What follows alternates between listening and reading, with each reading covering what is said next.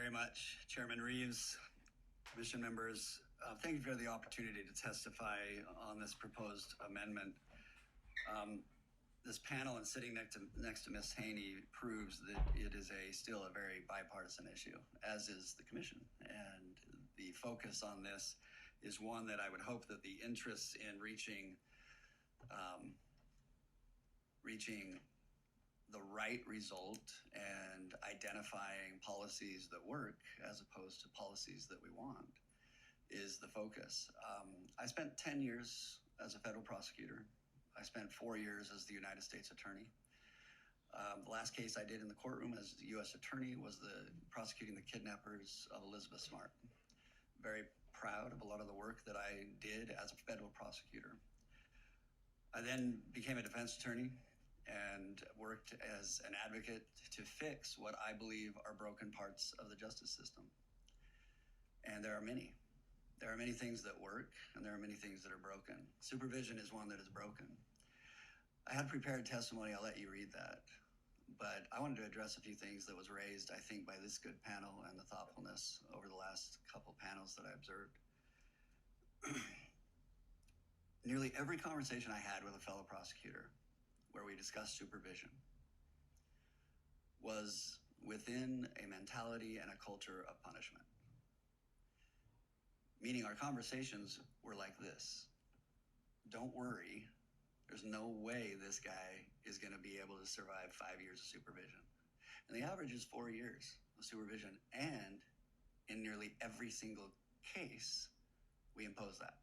My favorite sentence, my favorite absolute sentence, was an individual sentenced to 2 life sentences plus 40 years and given lifetime supervision by a judge.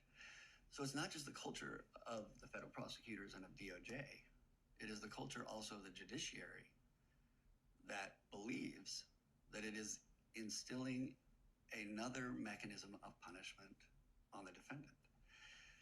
I would argue that the most important role of the judiciary and of the prosecution is to adjust and change that culture to identify that we want them, as 95% will get out of prison, we want them to actually have the ability and to have fashioned for them supervision that allows them the best ability to be successful and to reintegrate into society. That is not what it is now.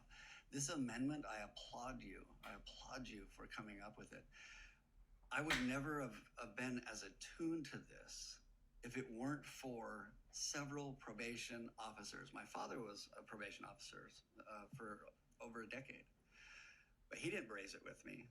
It was several current probation officers who came to me and said, it needs to change, and I'll tell you why. We're doing the same supervision for everyone that we supervise. Public safety has no bearing on it. And the kidnappers of Elizabeth Smart, who need incredible amounts of supervision. When Wanda Barzee got out, the first call I received was from Elizabeth Smart, who said, I'm afraid for my community, I'm afraid for where she is. That supervision has to be different than other individuals, but there's no ability to tailor that. The probation officers were the one that came to me and said, will you work on something or see if you can't change something legislatively or through other means in which we could identify those that need the most focus, and we could divert resources to the most dangerous, and we could incentivize those that are not to be able to early terminate, or in the first instance, to be given a supervision that actually applies to them as an individual. That would change the culture. What you are proposing, while it might seem like it's one of many and it's just the rule changes, I think it's one of the most important pieces to change the culture. You will do that through this proposal. And how you will do it is because those in positions of power will be thinking about supervision differently.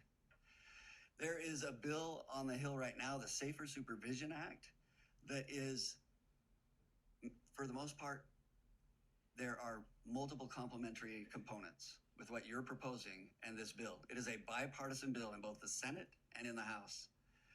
And that is a bill that will incentivize those that are low risk of recidivism to actually do things to early terminate their supervision, but it gives judges the discretion that you all are outlining that will allow them to reach a decision that is based on thoughtful analysis and not on a culture of punishment.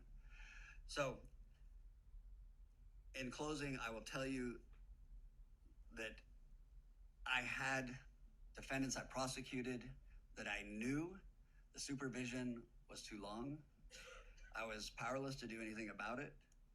I also had a defendant that I prosecuted who committed suicide while on supervision because he could not satisfy his probation officer. That's not an indictment on probation officers. It's not an indictment on prosecutors, although the impact hit me, it hit the probation officer, it hit everyone in that realm, and the family included. But it's now that I see that aha moment of we were actually trying to all live in a culture that was wrong. And that culture that was wrong developed policies that were wrong. And I'm asking you to please implement this proposal. Thank you. Thank you, Mr. Tolman. Ms. Haney.